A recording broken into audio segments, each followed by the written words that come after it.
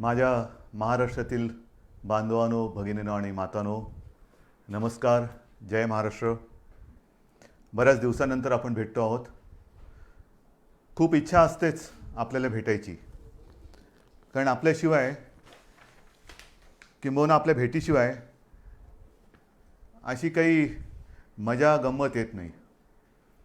परंतु गेले काही दिवस आपण सर्वच जण एका विचित्र परिस्थितीचा सामना करतो आहोत. पाहता पाहता मार्चपासून आजपर्यंत किती महिने झाले, म्हणजे हे जवळपास वर्षाचं निघून घेतलं आहे.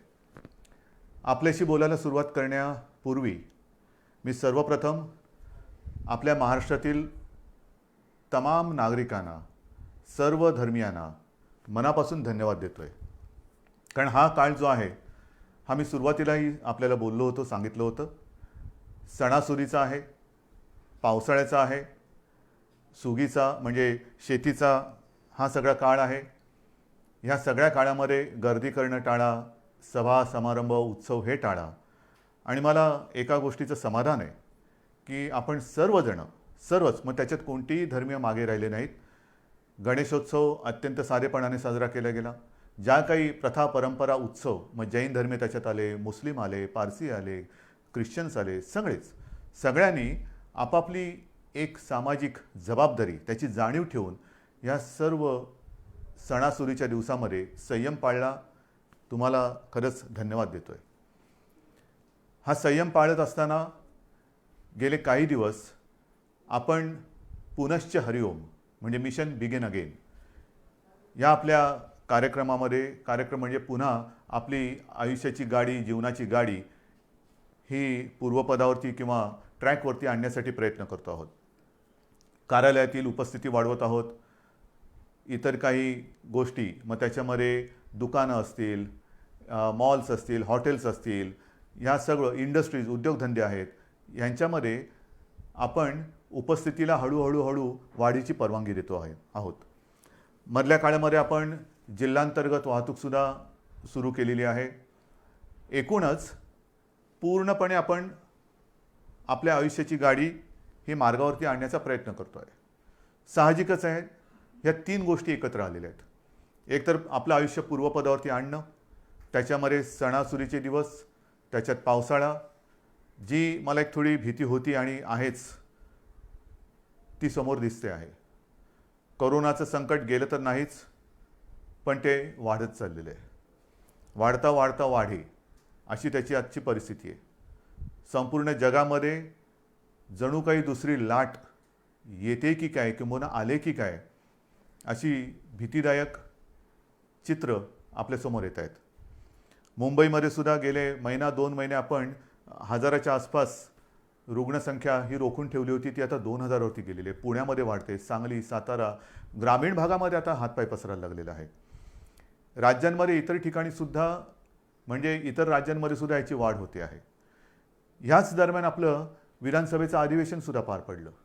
हे अधिवेशन आपल्याला 2 दिवसात सगळे कामकाज आपल्याला त्याच्यात संपवावं लागलं.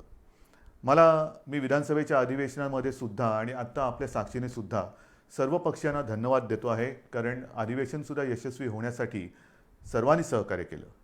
एकूणच काय की सगळेजण आपापली जबाबदारी ओळखून सामाजिक भान ठेवून वागत आहेत. काही जणांना असं वाटत असेल कदाचित की आता कोरोना संपलाय, पुनश्च हरिओम म्हणजे आपलं राजकारण पुन्हा सुरू करावं.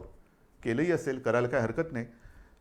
तूर्त मी राजकारणाबद्दल काही बोलणार नाही, पण राजकारणाबद्दल आणि एकूणच महाराष्ट्राच्या बदनामीचा जो काही डाव आखला जातोय त्याच्याबद्दल एकदा मात्र मी जरूर मुख्यमंत्रीपदाचा मास्क हा थोडा वेळ बाजूला ठेवून आपल्याशी बोलणार आहे.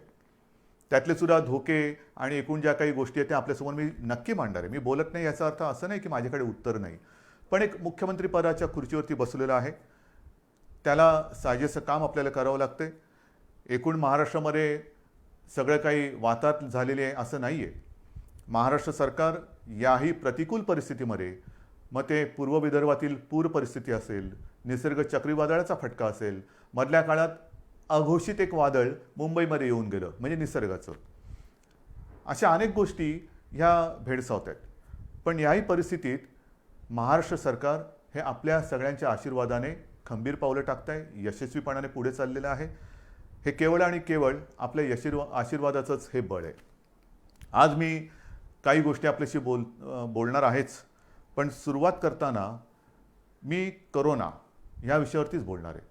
कारण करोनाचं संकट हे आता हळूहळू अक्राळ विक्राळ रूप धारण करेल की काय, अशी एक जगभर चिंता व्यक्त केली जाते. WHO ह्या संस्थेने सांगितलेलं आहे की कदाचित ही पुढच्या अधिक भीषण संकटाची नांदी असू शकेल. घाबरण्याचं काम नाही आहे, पण खबरदारी मात्र घेतलीच पाहिजे. अगदी सुरुवातीच्या काळात मी आपल्याला बोललो होतो की तुम्ही खबरदारी घ्या, आम्ही जबाबदारी घेतो. आज मी जबाबदारीतला काही हिस्सा हा तुमच्यावरती सुद्धा टाकणार आहे. आपल्या खांद्यावरती सुद्धा मी जबाबदारी टाकणार आहे. खबरदारी आणि जबाबदारी ह्याचा दोन्हीचा वाटप आपण दोघांनी करायचं आहे. काही गोष्टींची खबरदारी ही आम्हीही घेणार आहोत, काही गोष्टींची खबरदारी ही तुम्ही घ्यायची, काही जबाबदारी ही सरकारही घेईल, काही जबाबदारी आपणही घ्यायची आहे. मुख्य म्हणजे आपली जबाबदारी ही आपल्या कुटुंबापुरती असणार आहे. आणि म्हणून आपण ऐकलं असाल, पाहिलं असाल, मी महाराष्ट्रामध्ये येत्या 15 तारखेपासून जवळपास एक महिनाभर एक मोहीम राबवतो आहे. आणि या मोहिमेमध्ये जो जो कोणी या महाराष्ट्रावरती प्रेम करतो, जो कोणी आपल्या महाराष्ट्राला आपली भूमी मानतो, तो प्रत्येक महाराष्ट्रप्रेमी नागरिक जात पात धर्म पक्ष राजकारण बाजूला ठेवून सहभागी झालेला मला पाहिजे, किंबहुना त्यांनी सहभागी व्हावं असं माझं आवाहन आहे. ही मोहीम जी आहे त्या मोहिमेला आपण नाव दिलेलं आहे माझे कुटुंब माझी जबाबदारी. माझे कुटुंब माझी जबाबदारी. हे महाराष्ट्र माझं कुटुंब आहे आणि महाराष्ट्राला सुरक्षित ठेवणं ही माझी जबाबदारी आहे. आता ही जबाबदारी ही महाराष्ट्रातील, मी जसं म्हटलं की प्रत्येक महाराष्ट्रप्रेमीची जबाबदारी आहे. माझे कुटुंब माझी जबाबदारी म्हणजे काय?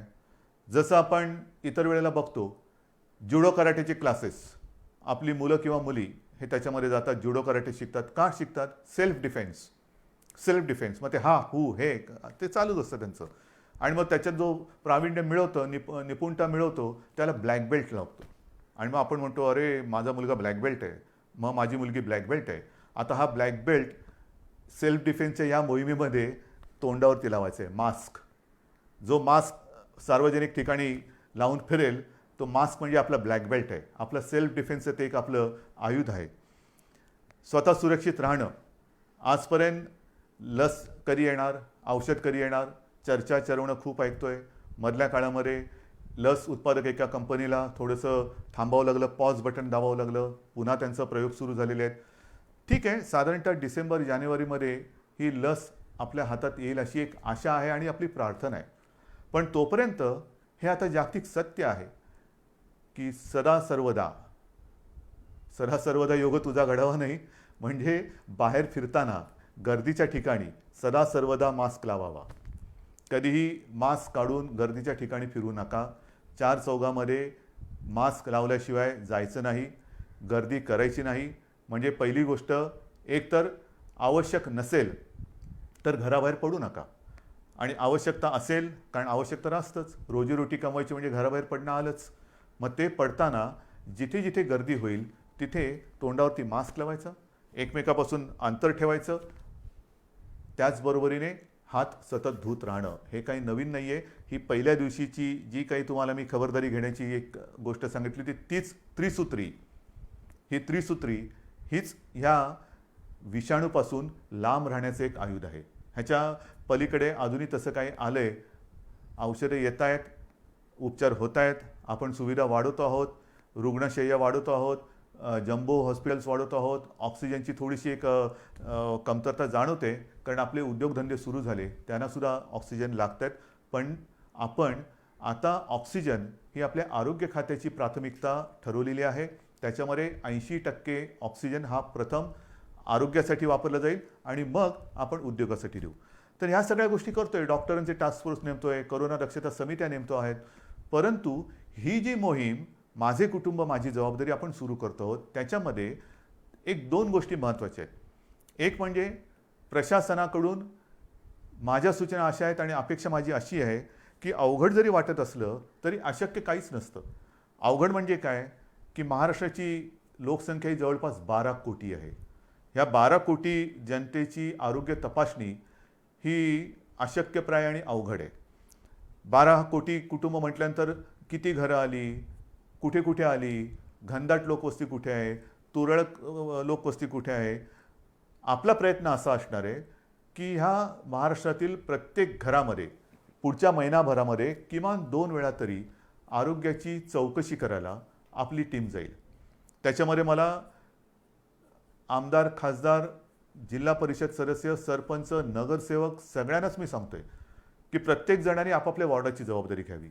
आपापल्या वॉर्डामध्ये म्हणजे छोट्या छोट्या विभागात जर का आपण जबाबदारी घेतली तर संपूर्ण महाराष्ट्र हा आपण याच्यामध्ये सहज व्यापून टाकू शकतो. कारण प्रत्येक मतदारसंघाला त्याचा लोकप्रतिनिधी आहे.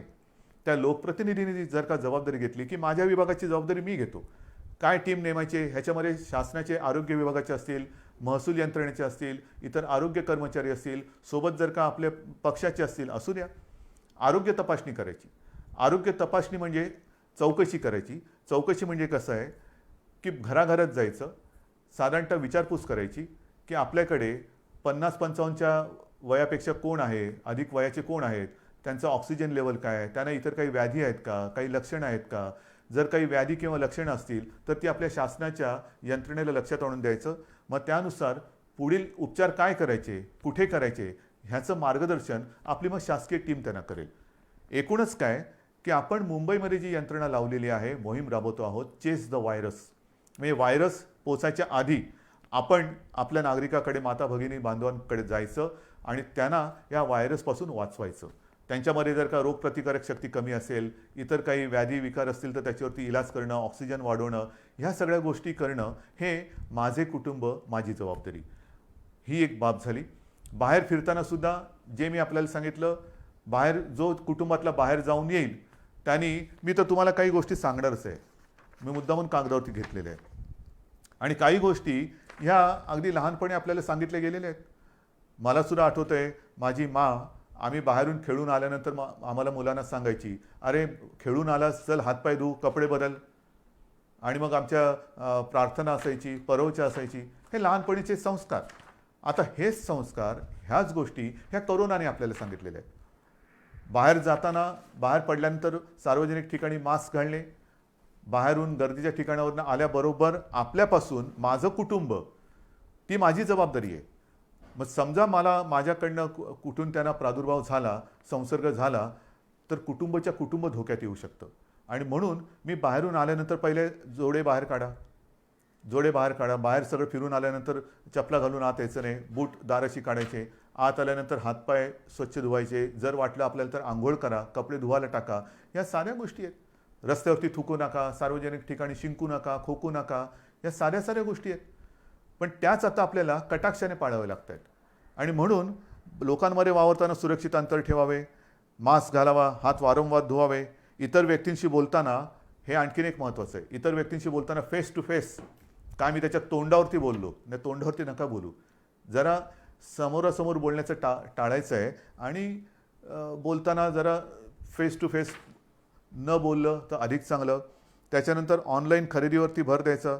जिथे जिथे सुपर मार्केट असतील किंवा काही सार्वजनिक बाजार असतील तिथे गर्दी नसलेल्या वेळी जावे, गर्दी करू नये. दुकानातील वस्तूंच्या सॅम्पलला कारण नसताना हात लावू नये. सार्वजनिक वाहनातून म्हणजे जसं शहरांमध्ये आपण आता बसेस सुरू केलेल्या आहेत, लोकलसुद्धा काही वर्गांसाठी सुरू केलेल्या आहेत, आणखीन काही त्याच्यात वाढ करतो आहोत, लोकलची वारंवारता वाढवतो आहोत, आणखीन हळूहळू सगळ्या गोष्टी आपण वाढवत जातो आहोत. पण सार्वजनिक वाहनात असाल तर बोलू नका, शक्यतो कमी बोला. त्याच्यानंतर बैठका, जशा बैठका आता मुख्यमंत्री घरी बसून काम करतात, घराबाहेर पडा. पण त्यांना कल्पना, हे माझ्यावरती जे आरोप करतायत ते जिथे गेलेले नाहीत, तिथे दुर्गम भागात मी व्हिडिओच्या माध्यमातून जाऊन येतो, फिरतो, तिथे मी सूचना देतो. जिथे तुम्ही पोचू शकत नाहीत, गेलेला नाहीत, तिथे मी जातो आहे, मी बोलतो आहे. कसा? या तंत्रज्ञानाच्या माध्यमातून. तर जिथे जिथे आवश्यकता असेल तिकडे, किंबहुना जर का आपल्याला बैठका घ्यायच्या असतील तर व्हिडिओ कॉन्फरन्सिंग करा. हे फार महत्त्वाचं आहे. त्याच्यानंतर जर लक्षणं आढळली, कोणाला जर का वाटलं, लक्षणंसुद्धा आता मी सगळ्या काही गोष्टी तुम्हाला सांगत नाही जाणार, बऱ्याचशा गोष्टी आपल्याला कल्पना आहे. लक्षणं आढळली तर तुम्ही कुठे गेला होतात, साधारणतः कोणाला भेटला होतात, त्याची एक माहिती, त्याची एक यादी ही आपल्याला तपासायला आलेल्या आरोग्य अधिकारी किंवा जी शासन यंत्रणा असेल त्याच्याकडे द्या, की जेणेकरून त्यांच्यापासून, म्हणजे त्यांच्यावरती आपण इलाज करू शकू आणि त्यांच्यापासून इतरांना होणारा संसर्ग आपण थांबवू शकू. इतरांसमोर जेवताना, कारण आता हळूहळू आपण हॉटेल्स, मोठी जी 5 स्टार असतील, लॉजेस असतील, ह्या काही हॉटेल्सना आपण परवानगी दिलेत, पूर्ण चालवायला दिलेत. त्यांच्यामधले रेस्टॉरंट्सना परवानगी दिले. गेल्या आठवड्यात मला रेस्टॉरंटची काही लोकं भेटून गेलेली जी ह्या हॉटेलच्या बाहेरची आहेत. आमचं काय करणार? जिमची लोकं येऊन भेटून गेली. आमचं काय करणार? सगळ्यांशी मी बोलतोय. त्यांना सुद्धा एक काही सूचनावली मला द्यायची आहेत, ती पाळा आणि आपण ते ओपन करू. आणि म्हणून इतरांसमवेत जेवताना समोरासमोर बसू नका. महत्त्वाचं काय की समोरासमोर हा जो व्हायरस येणं जाणं करू शकतो, त्याच्यात आपल्याला त्याचा मार्ग हा बदलून टाकायचा. म्हणजे समोरासमोर नसेल, बाजूला असेल, तर तो जर का दुर्दैवाने कोण त्याच्यात संसर्गजन्य असेल, झालेला असेल, संसर्ग झालेला असेल, संसर्ग बाधित, तर त्याच्यापासून दुसऱ्याला संसर्ग होणार नाही. जेवणातील पदार्थ इतरांना वाटताना मोठ्या बाउल्समध्ये न घेता छोट्या छोट्या वाळायच्यात घ्या, हे आहे. नंतर काही ठिकाणी आपण बघतो सार्वजनिक शौचालय असतील, त्याची स्वच्छता आणि निर्जंतुकीकरण तर हे आपण करतोच आहोत, करावं लागतंच आहे, करावं लागणारच आहे. पण घरामध्ये सुद्धा ज्यांच्याकडे आता शहरी भाग आहे, शहरामध्ये पूर्वीच्या शौचालयांची आता कमतरता आहे, ती जात चालली. नवीन ती युरोपियन स्टाईलची आली. त्याच्यात फ्लश करताना त्याचं झाकण बंद करून फ्लश करा, की जेणेकरून पुढचं सांगण्याची गरज नाही. नंतर जर भेटायचं असलं तर बंद जागेत भेटायचं टाळायचं, उघडं पाहिजे. मी मागेही आपल्याला सांगितलं होतं की एअर कंडिशनचा वापर करण्यापेक्षा खिडक्या, चला हवा येऊ द्या, हवा खेळती राहिली पाहिजे, हवेचं येणं जाणं चाललं पाहिजे. आणि अडचणीच्या जागी, अपुऱ्या जागी जास्त वेळ थांबू नका. अशा या काही गोष्टी आहेत, ह्या मी तुम्हाला ह्या मोहिमेच्या माध्यमातून सांगणार आहे. ही मोहीम आपल्याला राबवायची, ह्याच्यात मला जनतेचा सहभाग पाहिजे. लहान मुलं, तुमच्या काही सूचना असतील त्या द्या, चित्र काढा. मी जाहिरात संस्थांना बोलवणार आहे, वृत्तपत्र वाहिन्यांना बोलवणार आहे, प्रसार माध्यमांना बोलवणार आहे. प्रत्येकजण मी काय करू शकतो, जसं ते म्हणतात ना, रामसेतू बांधताना खारीचा वाटा, प्रत्येकाने खारीचा वाटा सिंहाचा घ्यायचा तर सिंहाचा घ्या, खारीचा घ्यायचा खारीचा घ्या. पण मी या मोहिमेत आहे हे मला पाहिजे. सगळ्या जणांनी अत्यंत प्रामाणिकपणाने या मोहिमेत सहभागी होऊन, हे युद्ध आहे, हे युद्ध आता सार्वत्रिक, सगळी ज्या वेळेला जनता रस्त्यावरती उतरते तेव्हाच त्या युद्धामध्ये यश मिळतं. आजपर्यंत आपण हे युद्ध घरी बसून लढत होतो. आता मला तुम्हाला एक एक गोष्टी मी उघड करत चालू असताना, अजून मी पूर्ण ओपन केलेल्या नाहीत, कारण व्हायरस वाढतो आहे. पुन्हा लॉकडाऊन करायची वेळ येऊ नये हीच एक अपेक्षा आहे. पण जर ह्या गोष्टी तुम्ही कटाक्षाने पाळणार असाल तर, अजूनही मला काही ठिकाणी दिसतंय, मी येता जाताना बघतो, हळूहळू मुंबईमध्ये सुद्धा शिथिलता यायला लागलेली आहे. मास्क असतात पण ते मास्क कसे हनुवटीवरती असतात. आज मी मास्क घातला नाही कारण मी एकटा या खोलीत तुमच्याशी बोलतोय, पण हनुवटीवरती मास्क असतात, म्हणजे तोंडावरनं नाकावरनं काढलेले असतात. अनेक जण एकटे जेव्हा धावत असतात तेव्हा तोंडावरती मास्क असतात, आणि मित्र भेटल्यानंतर जवळ जाऊन मास्क काढून बोलतात. म्हणजे जिकडे मास्क तशी आवश्यकता नाही एकटे असताना, तिकडे मास्क, आणि भेटल्यानंतर गप्पा मारताना मास्क काढून बोलत आहेत. तर नाही, मला असं वाटतं की जसं इतर देशांमध्ये त्यांनी केलेलं आहे, संपूर्ण ओपन केलेलं आहे, पण कायदे कडक केलेले आहेत. सार्वजनिक ठिकाणी मास्क घातला नसेल तर कडक दंड. जर एखाद्या ठिकाणी दुकानात किंवा कुठे गर्दी झाली, त्यांचे कॅमेरे ऑन असतात, ताबडतोब ते दुकान बंद. बसमध्ये सुद्धा किंवा मेट्रोमध्ये सुद्धा गर्दी झाली, ताबडतोब तिकडे ती कारवाई केली जाते. तर ह्या काही गोष्टी ह्या कायद्याने करण्याची गरज आहे का? का आपण आपली सुरक्षितता किंवा आपली जबाबदारी आपण पार पाडू शकत नाही का? आपण करू शकतो, पण हे कायदे काही ठिकाणी आपल्याला जरूर करावे लागणार. जर का मास्क घातला नाही, दंड करावा लागणार. गर्दी झाली, पुढची थोडीशी कारवाई करावी लागणार. तर अंगवळणी या गोष्टी पडेपर्यंत थोडंफार आपल्याला या गोष्टी समजून घ्याव्या लागतील. शिथिलता आपल्या वागण्यात येता कामा नये. आयुष्यामध्ये हे संकट हे कदाचित जगावरचं पहिलं महाभयानक संकट असेल, आणि त्याचा सामना आपण करतोय, आपली पिढी त्याचा सामना करते आहे. आणि हे संकट हे शेवटचं असेलच असं नाही, कदाचित पुढे अशी संकटे येऊ शकतील, आणि एकूणच ह्या संकटातून बाहेर पडताना पुढच्या संकटाचा सामना कसा करावा ते ह्या संकटातून आपण शिकू शकतो. हे झालं या कोरोनाच्या बाबतीमध्ये. पण गेल्या काही दिवसामध्ये ज्या काही गोष्टी आपण सरकार म्हणून केलेल्या आहेत, वादळं मागून वादळं, मग ती निसर्गाची वादळं असतील, राजकीय वादळ तर ठीक आहे, त्याचा सामना तर मी करेन तुमच्या सगळ्यांच्या सोबतीने. परंतु खास करून मला एका गोष्टीचं समाधान वाटते की याही कठीण परिस्थितीत आपण जे वचन शेतकऱ्याने दिलं होतं की तुमचं यांचं कर्ज पीक कर्ज हे 2 लाखापर्यंत आहे, त्या महाराष्ट्रातील सर्व शेतकऱ्यांना आपण कर्जमुक्त करणार. जवळपास 29.5 लाख शेतकऱ्यांना आपण कर्जमुक्त केलेलं आहे. एक अभिमान आहे, नक्कीच अभिमान आहे की पहिलं अधिवेशन जे आपलं झालं होतं नागपूरचं, त्या अधिवेशनात आपण जाहीर केलं होतं आणि त्याप्रमाणे जाहीर केल्याप्रमाणे आपण जवळपास 29.5 लाख शेतकऱ्यांना कर्जमुक्त केलेलं आहे. यावर्षी विक्रमी कापूस खरेदी केलेली आहे. जिथे जिथे जे काही नुकसान झालेलं आहे, आणखीन काय झालेलं असेल, तिथे तिथे सरकार म्हणून आपली जबाबदारी आपण पार पाडतो आहोत. एकूणच सरकार शेतकऱ्यांच्या आणि महाराष्ट्रातील नागरिकांच्या सोबत त्यांच्या पाठी खंबीरपणाने उभं आहे. आणखीन एक विशेष गोष्ट म्हणजे जवळपास पुढचं वर्ष आपल्या महाराष्ट्रातील जे कुपोषित बालकं आहेत, आदिवासी बालकं आहेत, अशा जवळपास 6.5 लाख बालकांना आपण वर्षभर मोफत दूध भुकटी देतो आहोत. त्याचबरोबरीने जवळपास 1.25 लाख अशा माता भगिनी आहेत ज्या गरोदर आहेत किंबहुना काही स्तनदा माता आहेत, त्यांच्या आरोग्यासाठी सुद्धा आपण ही दूध भुकटी मोफत देत आहोत. या गोष्टी करतोत आपण. गेली काही वर्ष आदिवासींसाठी, आदिवासी माता भगिनी बांधव आहेत, त्यांच्याकडे बऱ्याचदा कोणाचंच लक्ष नसतं, पण त्यांच्यासाठी खावटी अनुदान योजना जी होती, जी गेली काही वर्ष बंद झाली होती, ती सुद्धा आपण चालू केलेली आहे. शिवभोजन आपण 10 रुपयामध्ये थाळी देत होतो, ती या काळात 5 रुपयात केलेली आहे. जवळपास 2.25 कोटी, जवळपास 2.25 कोटी थाळ्यांचं वितरण या कोरोनाच्या काळात झालेलं आहे आणि हे सतत चालू आहे. बेड्स वाढवत आहोत. म्हणजे मी विधानसभेत माहिती दिली होती की जेव्हा कोरोनाचा पहिला रुग्ण आपल्या राज्यात सापडला तेव्हा संपूर्ण राज्यात साधारणतः सगळे मिळून 7,500 रुग्णशय्या होत्या. 7,500, 7,700 आणि काहीतरी. आजच्या घडीला आपल्या राज्यात सर्व बेड्स जर का धरले, त्याच्यात नेहमीचे beds, oxygen beds, ICU, ventilators, तर किमान 3,60,000 बेड्स आपण ह्या गेल्या 4-5 महिन्यात वाढवलेले आहेत. ICU बेड्स वाढवलेले आहेत, डायलिसिसचे बेड्स वाढवलेले आहेत. म्हणजे असं काही नाही की लॉकडाऊन करून आपण गप्प बसलो. लॉकडाऊनमध्ये संसर्गाची साखळी तोडणं, पण त्याचबरोबरीने आपण आरोग्यविषयक सुविधा तयार करणं, हे काम आपण करतो आहोत आणि आज देखील ह्याच्यात खंड नाही पडलेला. जिथे जिथे आवश्यकता असेल तिथे तिथे आपण ह्या बेडची संख्या वाढवतो आहोत. इतर ऑक्सिजन जसं मी म्हटलं तसं थोडे दिवस थोडीशी आपल्याला एक उणीव भासते आहे, चणचण भासते आहे, कारण ऑक्सिजन जरी उपलब्ध असला तरी त्याच्यासाठी कंटेनर उपलब्ध होत नाहीत. तर ह्या सगळ्या गोष्टी जुळवाजुळव करून आपण यातनं मार्ग काढतो आहोत. औषधांमध्ये सुद्धा कुठेही आपण पुरवठा करण्यामध्ये कमी पडत नाहीत. सगळ्या गोष्टी करतो आहोत. किती गोष्टी तुम्हाला सांगायच्या. माझ्याकडे इकडे कागदाची चवडच आहे. ह्या सगळी चवड जर का वाचत बसलो तर संध्याकाळ काय रात्रसुद्धा झाली तरी आपण बोलतच बसू. शिक्षणाच्या बाबतीत सुद्धा ह्या सगळ्या गोष्टी अवघड आहेत, होत्याच. कारण काही ठिकाणी आपण ऑनलाईन शिक्षण सुरू करू शकलो, काही ठिकाणी ऑनलाईनची व्यवस्थाच नाही.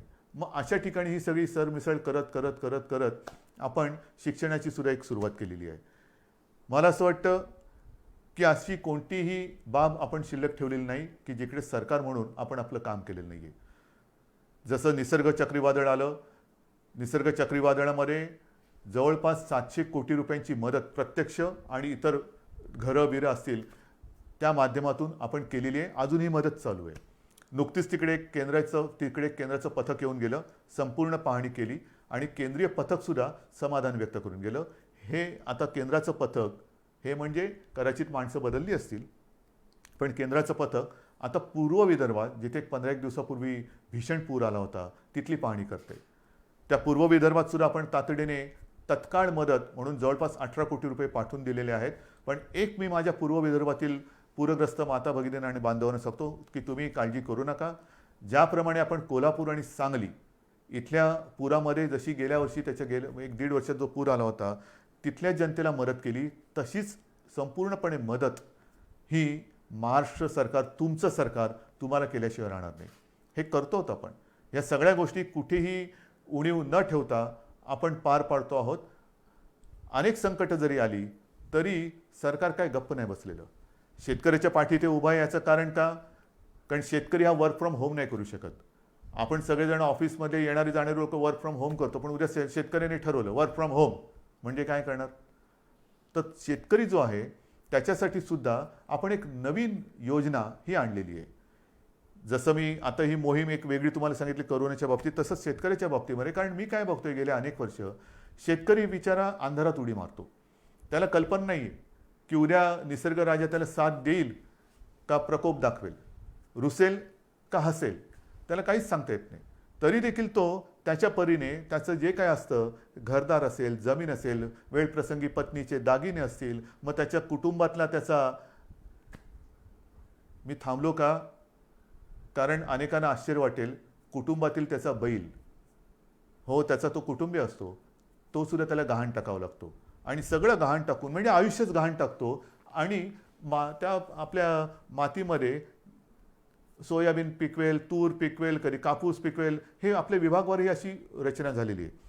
आणि मग आपल्याला अनुभवास काय येतं, जर निसर्गाने साथ दिली, पीक तरारून आलं, तर त्याला जास्त झालं म्हणून भाव मिळत नाही.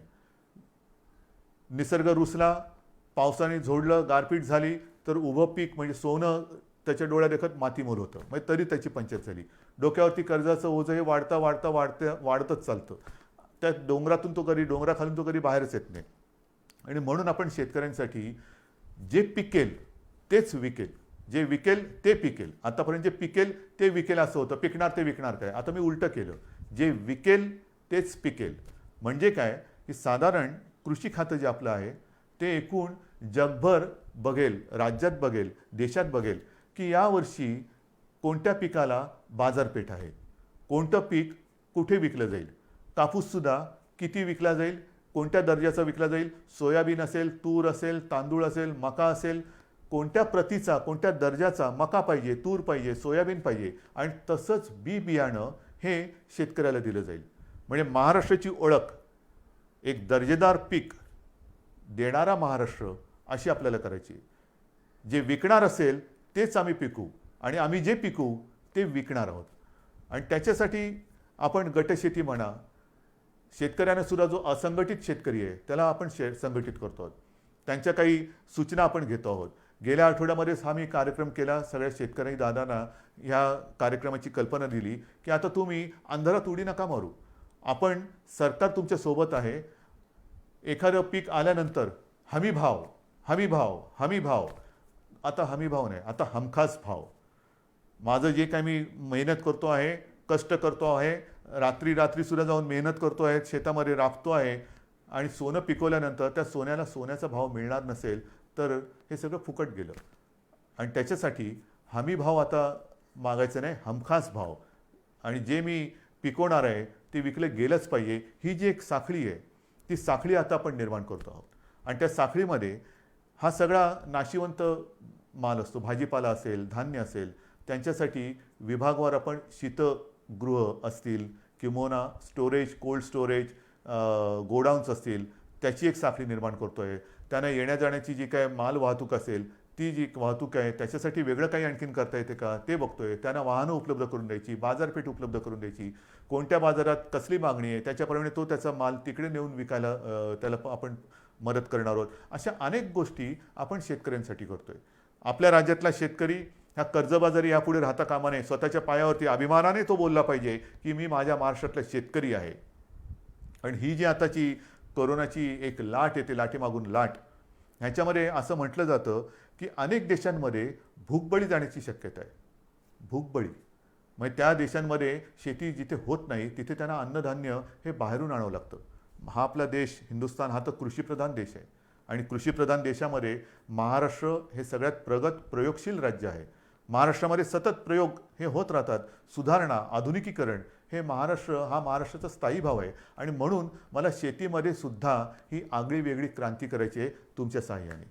हे सगळं झालं, आत्तापर्यंत तुमच्याशी मी बोललो. त्याच्यानंतर जे मी तुम्हाला सांगितलं की एका मागोमाग एक विषय येत आहेत. गेल्या आठवड्यात अचानक असाच विषय समोर आलेला आहे, तो मराठा आरक्षणाचा. मराठा आरक्षण खरं म्हणजे हा विषय अशा पद्धतीने येण्याची काही आवश्यकता नव्हती. आपण महाराष्ट्र राज्याने सर्व पक्षाने, म्हणजे त्याही वेळेला सत्तेमध्ये शिवसेना होतीच, भारतीय जनता पक्षासोबत होती, राष्ट्रवादी आणि काँग्रेस विरोधात होते, तरी देखील चारही महत्त्वाच्या पक्षांनीच नव्हे तर विधिमंडळातील सर्व पक्षांनी एकमताने मराठा समाजाच्या न्याय हक्काचा हा जो काही लढा होता त्याला न्याय देण्यासाठी मराठा आरक्षणाचा निर्णय घेतला. सर्व पक्षांनी घेतला. एक मताने घेतला, बहुमताने घेतला नाही, एक मताने घेतला आणि आपण तो मंजूर केला. त्याला इकडे उच्च न्यायालयात आव्हान दिलं गेलं, ते आपण जिंकलो. त्याच्यानंतर सर्वोच्च न्यायालयात आव्हान दिलं गेलं, ती लढाई आपण लढतो आहोत. ही लढाई लढताना पहिल्या सरकारने जे वकील दिले त्याच्यात कोणी आपण बदलले नाही. देशातील जे सर्वोत्तम सर्वोत्तम सर्वोत्तम वकील असतील ते आपण त्याच्यात दिलेले आहेत.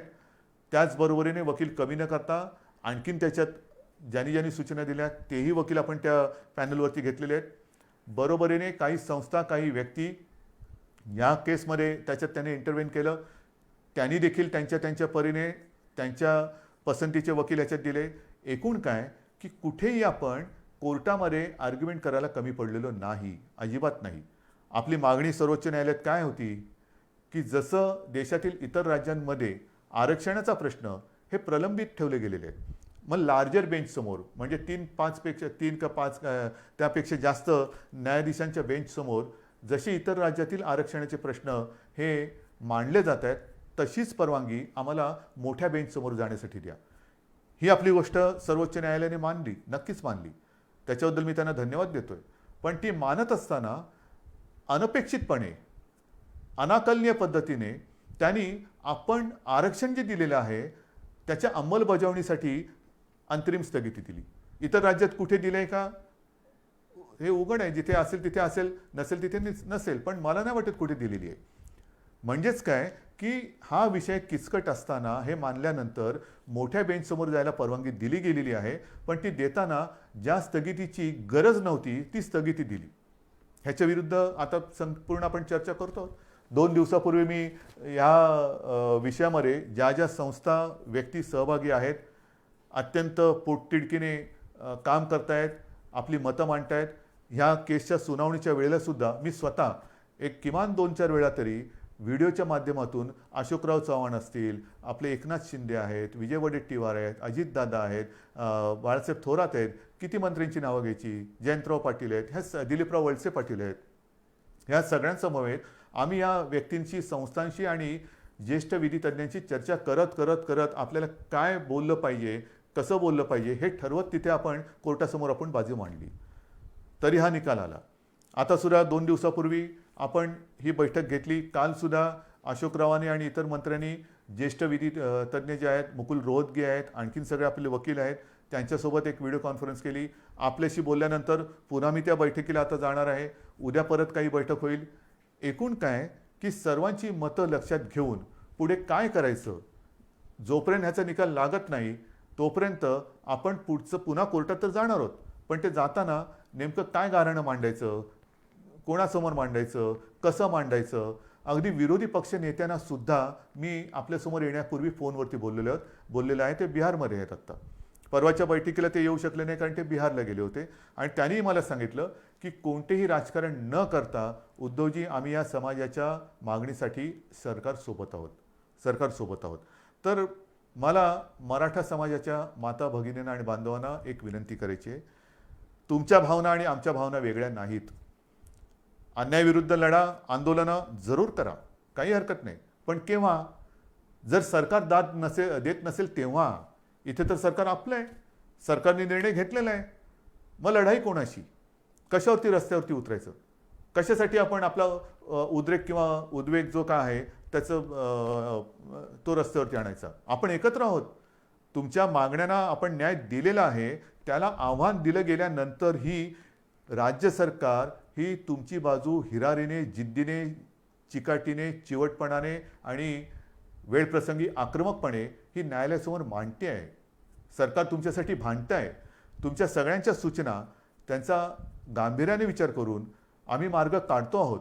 आता मी काय काय काढू शकतो त्याच्यावरती मी बोलत नाही, कारण पुन्हा मी काय बोललो तर या केसवरती त्याचा दुष्परिणाम होऊ नये. पण सगळ्या सूचना आम्ही घेतलेल्या आहेत, अजूनही घेतो आहोत आणि त्याचा सारासार विचार केल्यानंतर कायदेशीररित्या आपल्याला पहिला एक दिलासादायक मार्ग काय घेता येईल तो सुद्धा आम्ही विचार करतो आहे. आणि तो केल्यानंतर पुन्हा कोर्टात तर जातोच आहोत, कारण मोठ्या बेंचसमोर तर जायचंच आहे आपल्याला. हा निकाल तर आपल्या बाजूनी लागावा याच्यासाठी आपल्याला कायदेशीर लढाई करायची आहेच. ती करण्यात कुठे तसूभर सुद्धा हे सरकार मागे राहणार नाही, हे वचन मी परवाच दिलेलं आहे. आजही पुन्हा ते मी देतो आहे. आणि म्हणून मी आपल्याला विनंती करतोय की सरकार आपल्यासोबत आहे, सरकारने निर्णय घेतलेला आहे. हा निर्णय घेतल्यानंतर एकतर हे करोनाचं संकट आहे, त्याच्यात अधिक आंदोलनं मोर्चे कृपा करून काढू नका. ज्याची खरंच आवश्यकता नाही ती एवढ्यासाठी की संपूर्णपणे अगदी शब्दशः सरकार हे तुमच्या भावनेशी सहमत आहे.